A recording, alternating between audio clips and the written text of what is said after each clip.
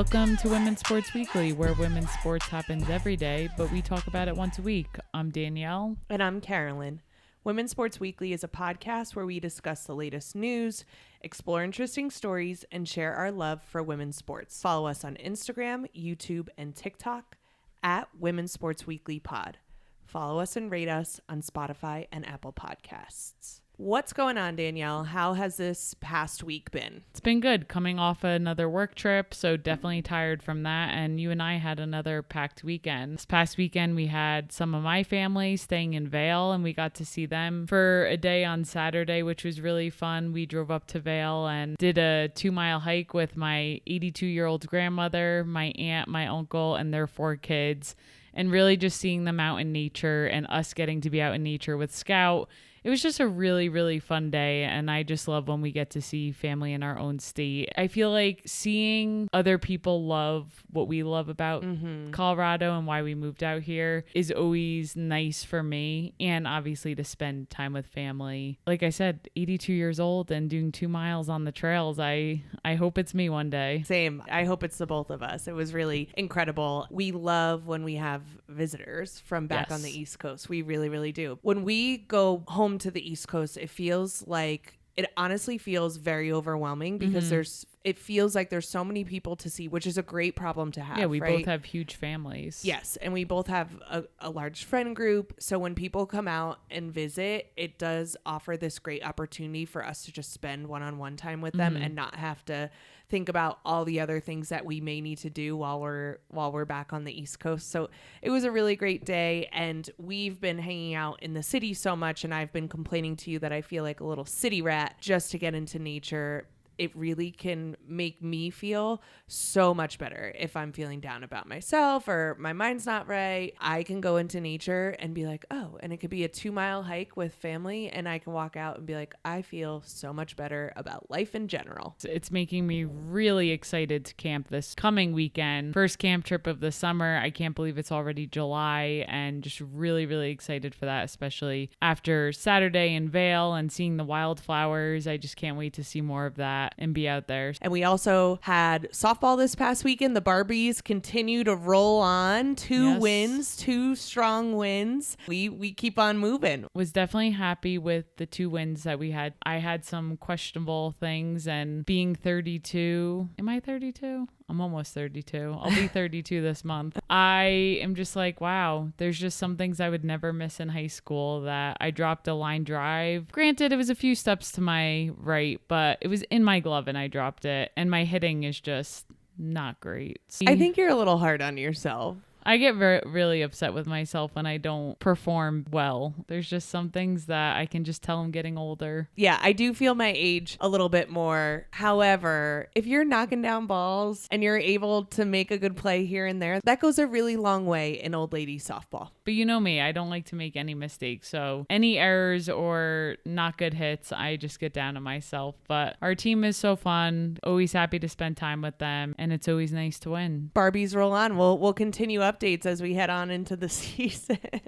And we, as this podcast, are 26 episodes in. There are 52 months in a year, right? 52 weeks in a year. There are 52 12 weeks months. That would be a lot of... Yeah, lots of months. There are 52 weeks in a year. We are 26 episodes in, which puts us right at the halfway mark for the year. Can you believe that we've been doing this podcast for 6 months? I can't believe it's been 6 months since I got that text. I was on a work trip, and you texted me out of the blue, and you were like, should we start a podcast? I don't even know if you told me the topic, and I was like, what?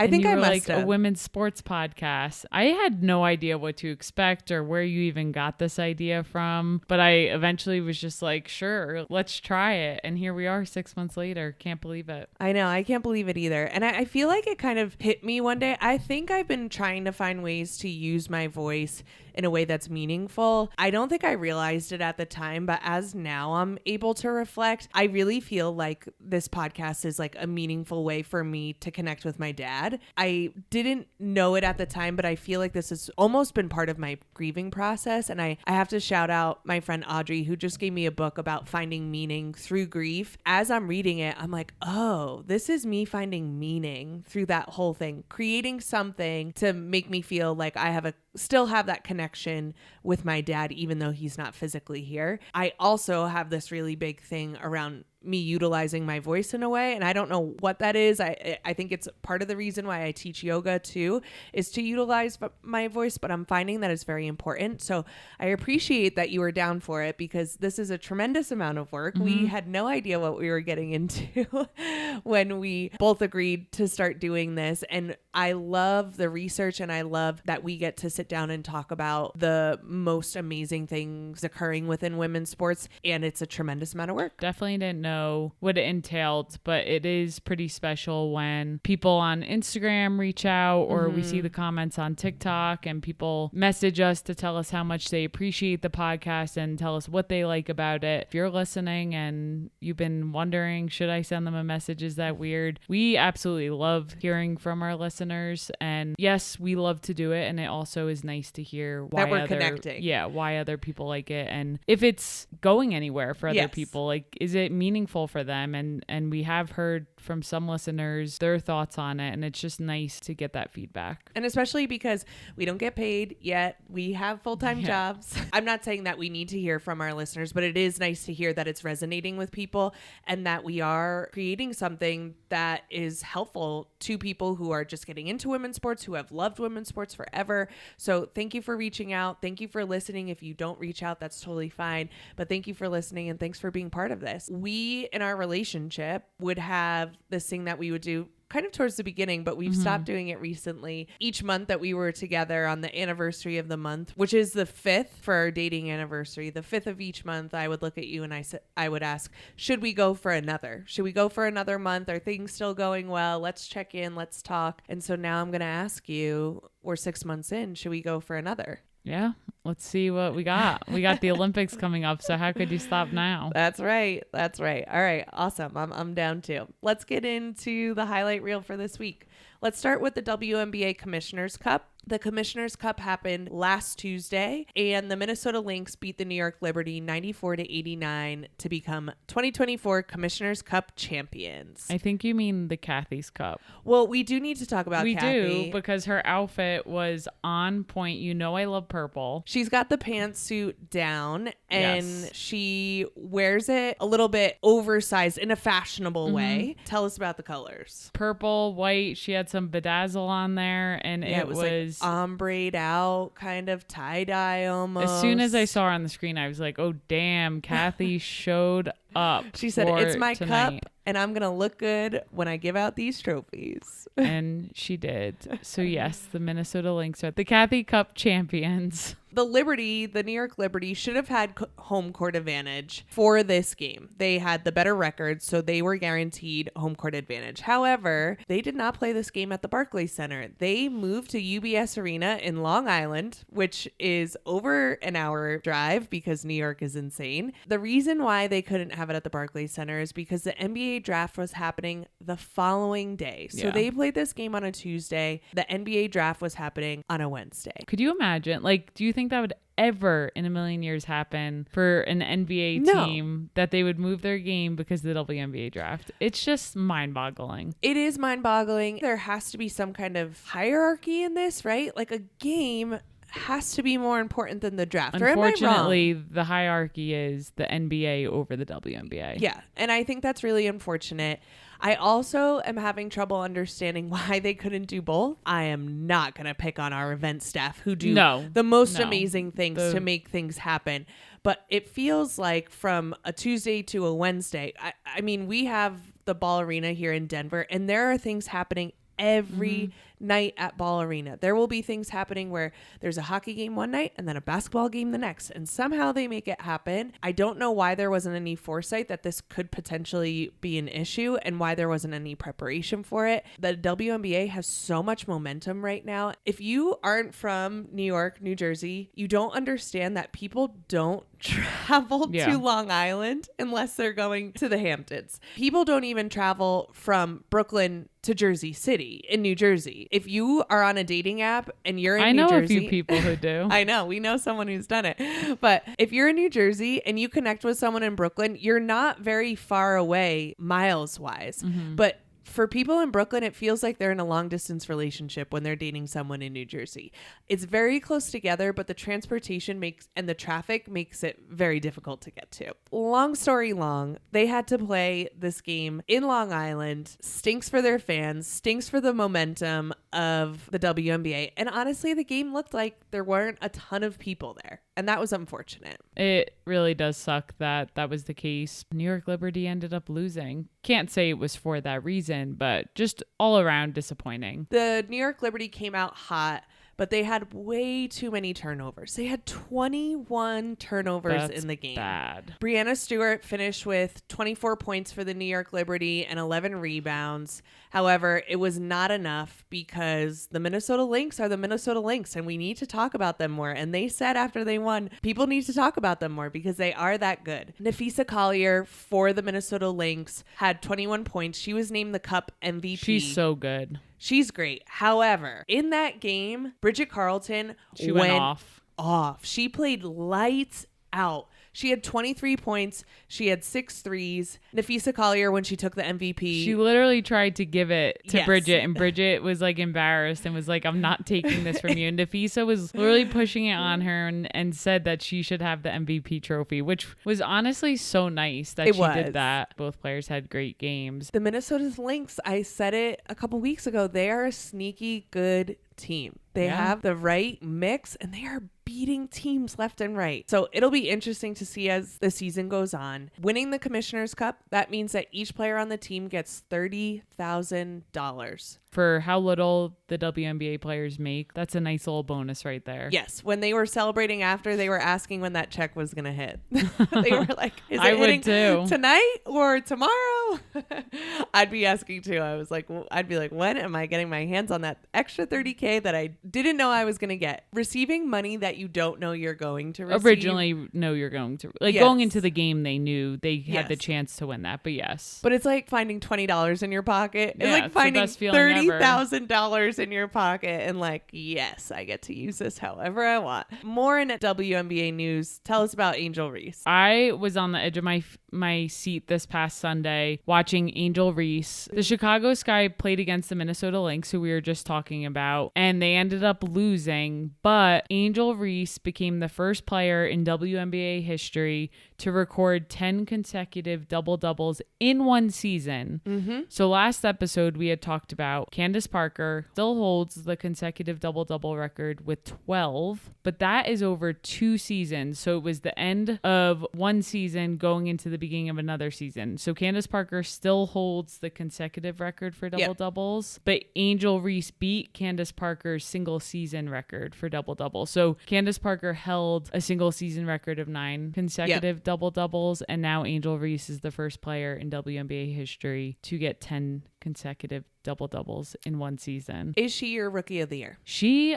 might be. She's been playing really well. They were talking about in the game that her shot percentage has been on the lower side, but I just think... Hey, that's just more rebounds for her. Yeah.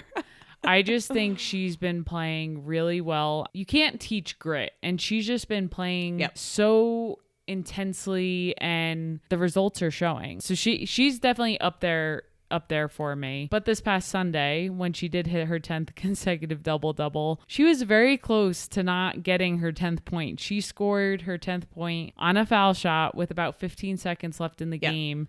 She missed the first foul shot I was like, oh my God, score this shot, because you could tell she was pressing. With 15 seconds, I knew if she didn't score that, it wasn't going to happen. So I was very nervous. I'm rooting for her. You know, Candace Parker is my GOAT, but I love seeing people break records. Records are meant to be broken. So if she can go in as a rookie and beat Candace Parker's record of 12 overall consecutive double-doubles, that'd be really cool. She has a chance to continue her streak. Tuesday, July 2nd, the day that this episode releases, at 7 p.m. Eastern, Chicago Sky will play the Atlanta Dream in Atlanta. So good luck to Angel Reese. All right, so now let's get into some soccer. The U.S. women's national team released their roster for the upcoming Olympics. Very exciting. Let's get into the forwards. Trinity Rodman, Sophia Smith, Jaden Shaw, Mal Swanson, Crystal Dunn. That is a scary set of forwards right there. They are going to be so fun to watch together. Can you imagine Trinity Rodman, Mal Swanson, and Sophia Smith just coming down the field at you? What a scary, scary sight. I'm really excited to see them in action in Paris. So now for the midfielders, we have the captain herself, Lindsay Horan. We have Rose Lavelle, Kat Macario, and Corbin Albert.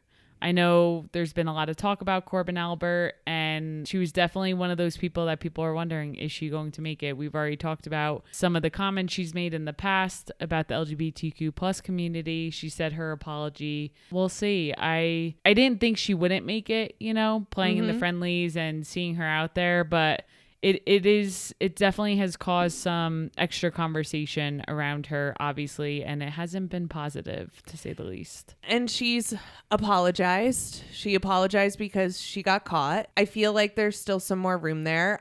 We spoke about it. She changed her number, which I think was a step in the right direction. They said they had some internal conversations, but I think for the U.S. Women's National Team fans, who so many are part of the LGBTQ plus community, they're looking for more from her. I don't know if they're ever going to get it. It's kind of, to me, like a wait and see. I don't believe that we should be ostracizing people. And also, I would really love to see people take some accountability. When we go through this and we kind of talk about who we think could have been on, I think there's a player who I would have definitely pushed for to be on, where I think Corbin Albert could have come off. Let's talk about some of the other players that did make it before we go to that. Defenders, Naomi Girma, Jenna Neiswanger, Tierna Davidson, Emily Fox, Casey Kruger, and Emily Sonnet. And then the goalkeepers, my favorite position, because that's what I played. Alyssa Nair, who she's unbelievable. Our brick wall is back. Glad to see her on the roster and back from injury. And then you have backup Casey Murphy. And then we have some alternates. Goalkeeper Jane Campbell. Midfielder Hal Hirschfeld. Love you, Hal Hirschfeld. Midfielder Croy Bethune, who I was very excited to see having a great season in the NWSL. And then forward Lynn Williams, which wasn't called into camp, made the roster as an alternate and could be called in for that forward position. When I look at this team, it is very clear to me that they are going for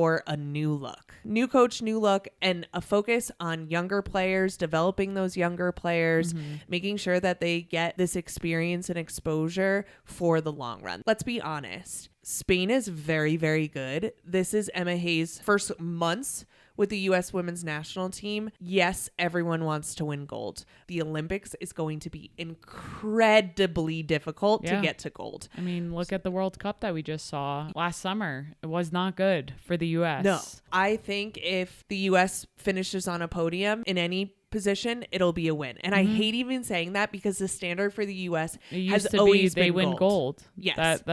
That's the expectation, and that's what they did. But I don't think Emma Hayes is getting fired if they get silver or bronze. So I think in her head, she is making a decision of, I'm setting myself up here for the long run, and these younger players need more experience. Who's missing from this? Obviously, Alex Morgan. Yes, there was a lot of talk about that as soon as the roster came out all over social media. And if you're going to put Alex Morgan and Crystal Dunn head to head, I'm picking Alex Morgan. However, interesting. In a forward spot? Where I struggle is where we saw Megan Rapinoe join the last World Cup. She was not at her best. And not in her best to be at a World Cup. And honestly, I don't think Alex Morgan played great at that World Cup either.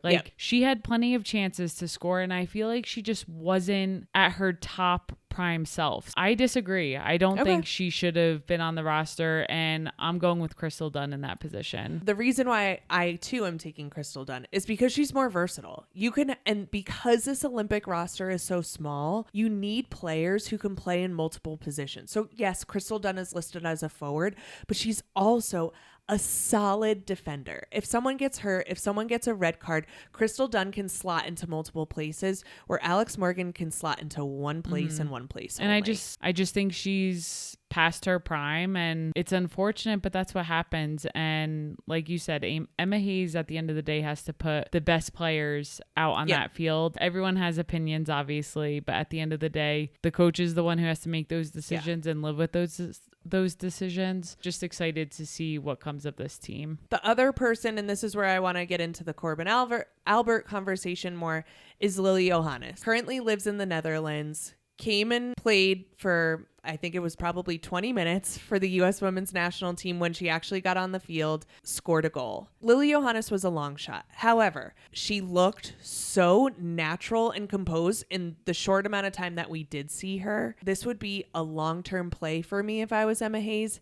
She might go play for the Netherlands. We might lose her. I think she's too good to potentially lose when we could put her in the midfield, have her come to an Olympics with the US. And I just thought it was an opportunity missed where that would have been like person off, person on. It would have been Corbin Albert off and then Lily Johannes on. And that would have been my long-term play there. My only thing is you're probably putting an alternate in Corbin's spot first and then replacing, but I don't know. Or put Croy Bethune out there, you know? Yeah. Like, so I understand what you're saying with the snubs, but you have alternates who obviously are next best in line. yes. So I think we're giving up Lily Johannes to the Netherlands. That's what I think we're doing. And and maybe Emma Hayes is okay with that. But to me, when I saw her play, I was like, whoa, she's 16 years old and she looks like that. And she looks so composed. The more experience she gets, that's only going to be good for the U.S. in the long run.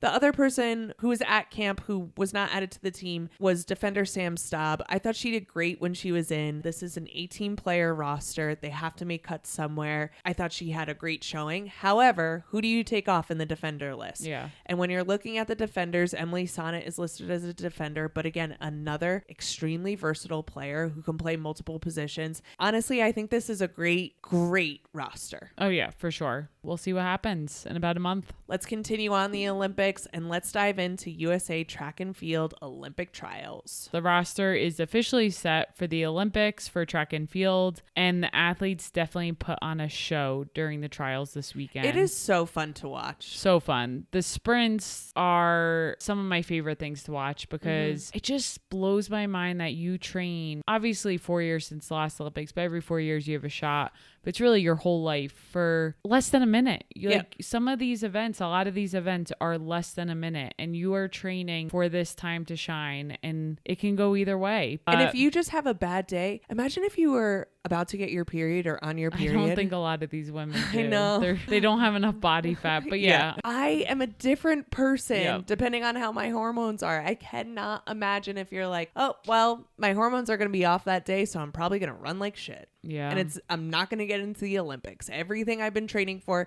these past 4 years comes down to one little hormone being a little out of whack. While I would love to talk about every athlete that made the Olympics, we watch so much. There are way too many track and field events to go through all of them, but we will only highlight a select few. To start us off, they saved the 400-meter hurdles women's for last. There was a very good reason for this. Defending gold medalist Sydney McLaughlin-Levrone. I can't say her name. Cindy McLaughlin-Levrone. I literally can't. Sydney McLaughlin-Levrone. You said Levrone. I can't say it. I don't know what to tell you. Sydney McLaughlin-Levrone. You got to say it then. I can't do it. On Sunday night, they saved the women's 400-meter...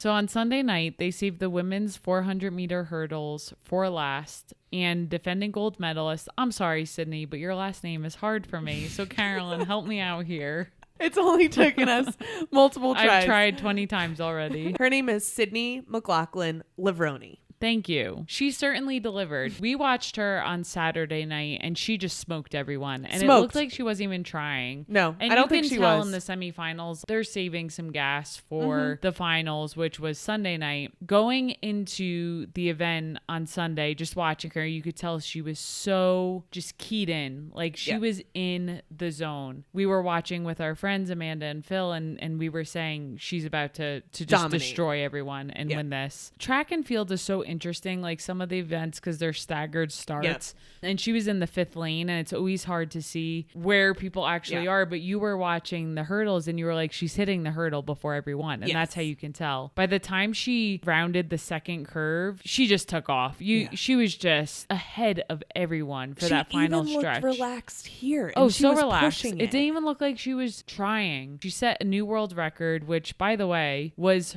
her previous record. So she beat her own world record and ran this 400 meter hurdles in 50.65 seconds. Under a minute, well under a minute, I should say. Mm-hmm. I won't even tell my 400 meter time because I don't want to embarrass myself. If I added hurdles in, I'd fall on my face the first one. So once again, I'm just utterly amazed by these women, watching all these women on this event. It's just unbelievable. But to see someone who is up against other world-class athletes just take off and completely, we talked about Katie Ledecky last week, just being lengths ahead of people. Sydney just makes it look so easy. I saw a stat that said that her 400 meter time with hurdles puts her in the top 20 of 400 meter times overall without hurdles. Right. She's running faster than most people who are just running the 400 meter without the hurdles. Blows my mind. Can't wait to see her compete in Paris. She is favored to win by a wide margin. She'll likely also compete in the 4x400s. Up next, Nikki Hiltz won the 1500 beating pre-race favorite Elle St. Pierre. So Nikki ran a personal best on Sunday night of 3 minutes, 55 seconds. This also broke the previous trials record, which was previously held by the favored winner, Elle St. Pierre. So it's pretty cool when you're going into a race as the underdog. It will be the first Olympic appearance for Hiltz, who is 29 years old. 29 years old and still exciting. Making the Olympics for the first time. Up next, Masai Russell also set a new meet record, and this was in the women's 100 meter hurdles final. They're running 10 hurdles. They're jumping in 100 hurdles meters. In 100 meters. It's like you take like very few steps between I was trying hurdles. to count. I think it Their was legs 3 or move 4. Way too fast. I know. I was like 1, 2, 3, 4. And that was including them jumping down from one hurdle and onto the next. So it was really less than 4 of the actual steps that they're getting in between. Have you ever tried to jump over a hurdle? No. You haven't? I have. Oh, please. Could you It's imagine? so scary. No. We used to do drills where we hopped one leg over. I would never. They're terrifying. I have no interest in falling on my face, and that's what I would do if I tried to jump over a hurdle. Same, for sure. With Sunday's meet record, Masai Russell beat the former Oregon Ducks star, Alicia Johnson, who is the runner-up in this race.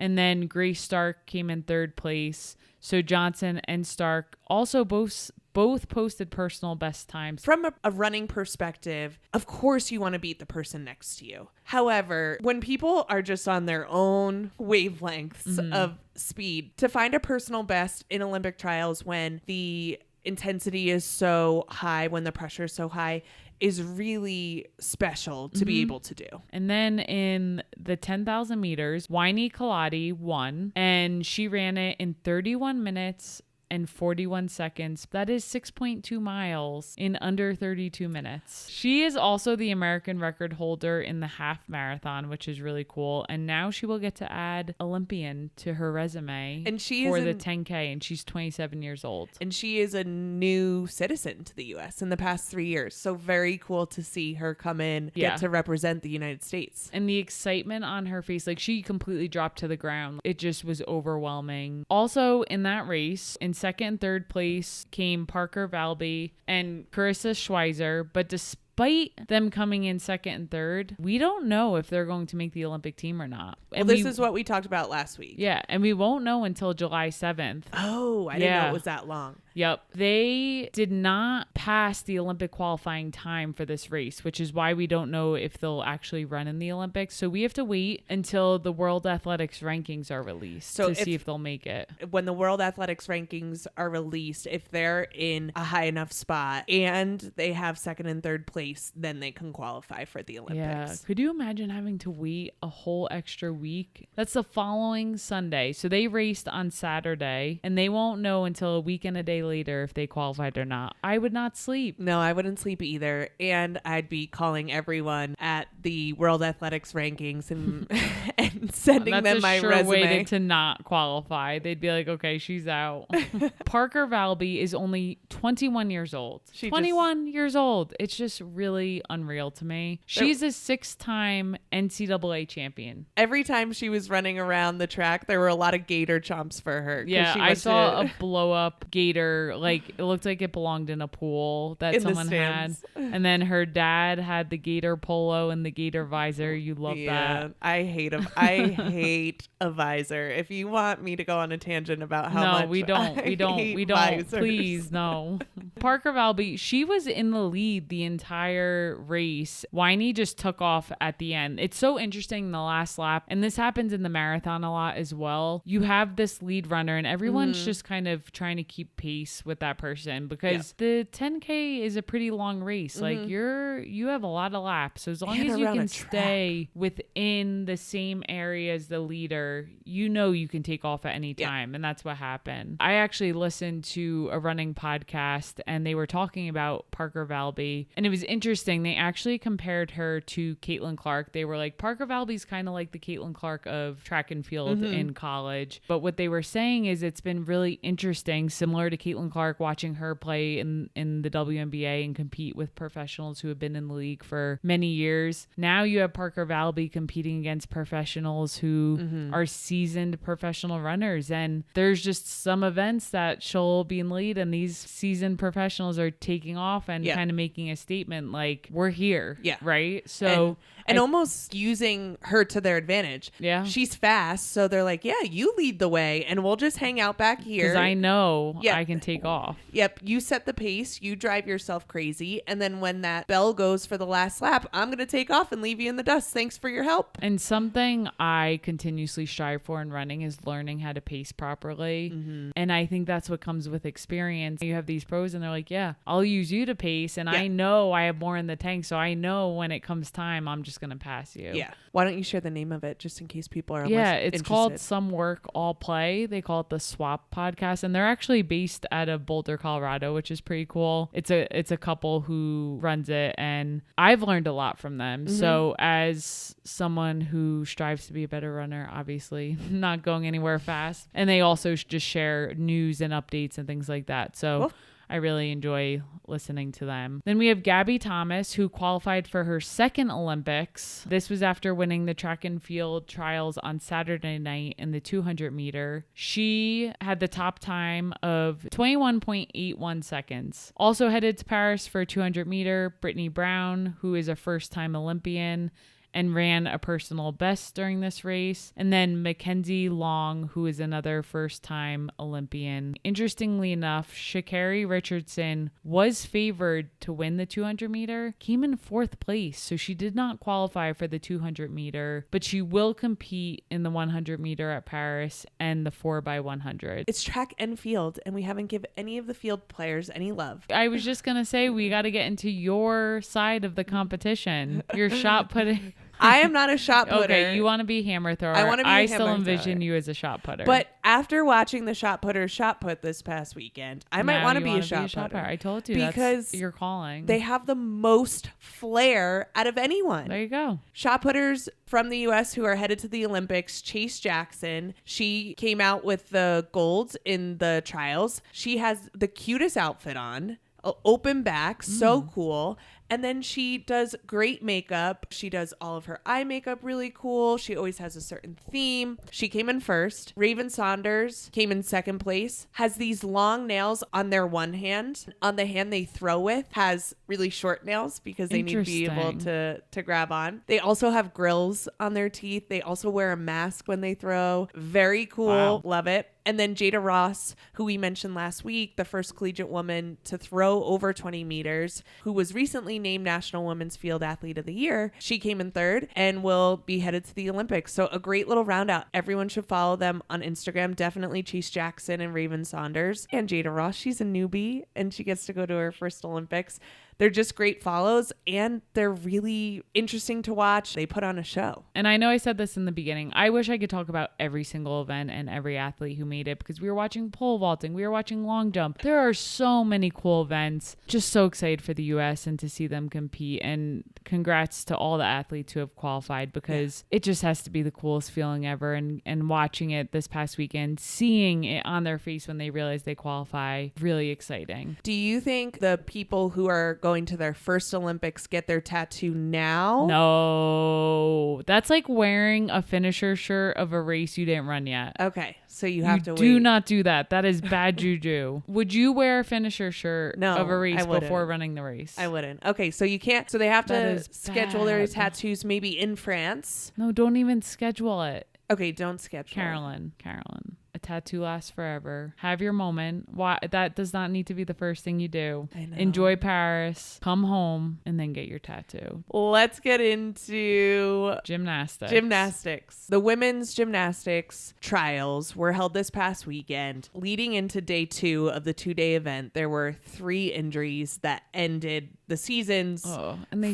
showed it on TV. That was awful. I don't know why they did that. For 3 athletes. So Sky Blakely ruptured her Achilles during training. Kayla DeCello ruptured her Achilles during her opening event on the first day. Horrible stuff to watch. And then Shilese Jones had an injury in her warm-ups. Shilese Jones probably had one of the better shots of making the Olympic team. As a 6-time world medalist, such a solid contender for this team, and then injured herself in warm-ups.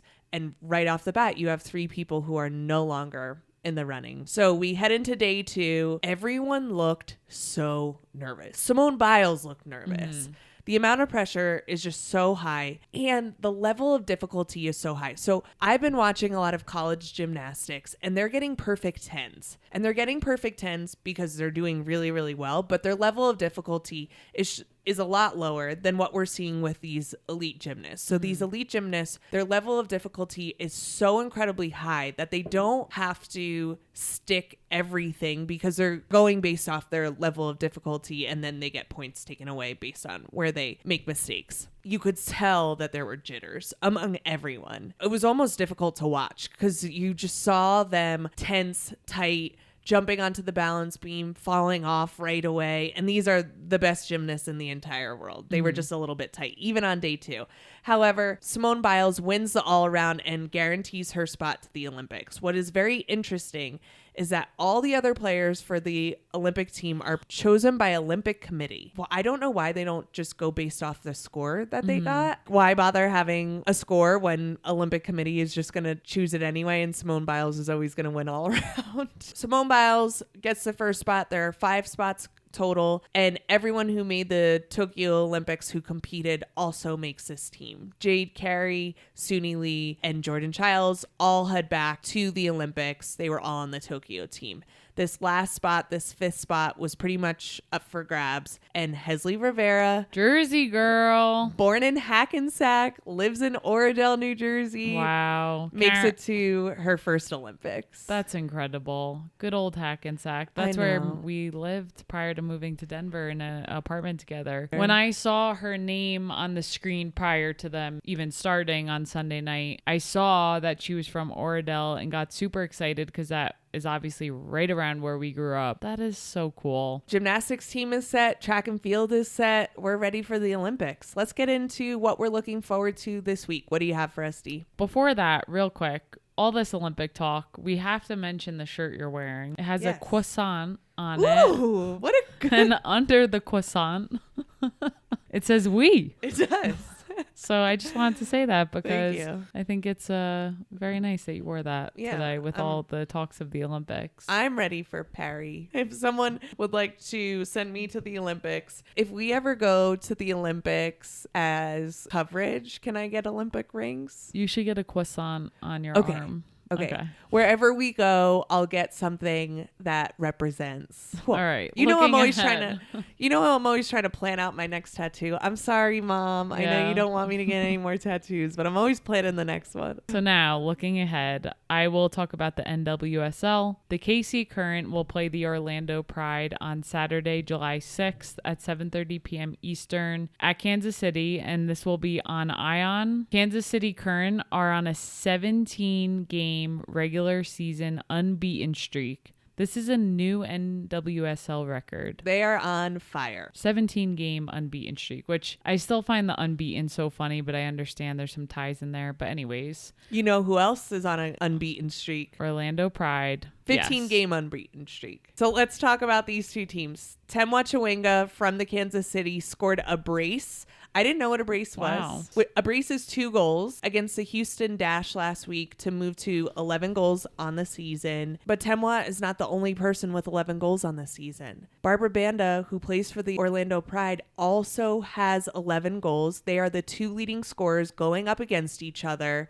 Temwa Chawinga for the Kansas City Current and Barbara Banda for the Orlando Pride, the 2 best teams in the league, the 2 unbeaten teams in the league, the 2 teams with the best scorers in the league are playing against each other. It would be so anticlimactic if they tied. If they tied, I know. Someone better win. I was wondering if they were going to go behind the scenes and be like, should we just tie? If anyone did that, I think they shouldn't be on the field. I know. So that would be the very anticlimactic. I hope someone wins. Yes, I hope someone wins as well. I don't really care who wins. I just want to see a really good game. Same. What are you looking forward to this week? Wimbledon tennis begins this week. The first rounds were on Monday and Tuesday, and then the rounds roll on all week. This is a 2-week competition. Wimbledon is very cool. It's played in England. You can only wear white. Okay, eye roll. The players can only wear white. Why, you don't like a dress code? No. You know it's snooty. It is snooty to have a dress code. Okay, keep going. They also give out strawberries and ice cream, but they sell it for really cheap. And they allow you to bring some alcohol of your own. So what they do snooty, they make up for in strawberries and ice cream and allowing you to bring in your own alcohol. But the players can only wear white and they play on grass. So a different surface again. Grass and white do not go together. What? But Green and white? I mean grass stains. Oh, grass stains. Yeah. Hard for the people who have to clean their jerseys. Yeah. I've mowed the lawn and I've worn white and I will never do that again. The favorite to win is world number 1, USWNT. We've talked about her. Me. Yeah, aka Danielle.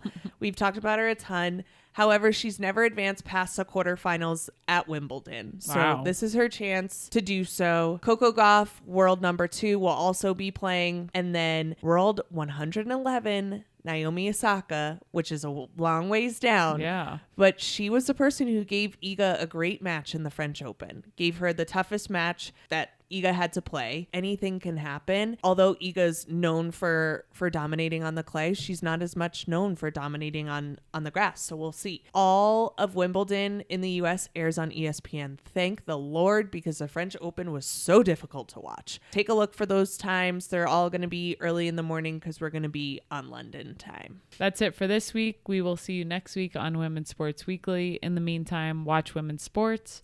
Rate and subscribe to the podcast on Spotify, Apple, and YouTube. Share the podcast with your friends. Keep sending us topics you want us to cover on Instagram at Women's Sports Weekly Pod. Thanks for joining us and see you next week. Bye.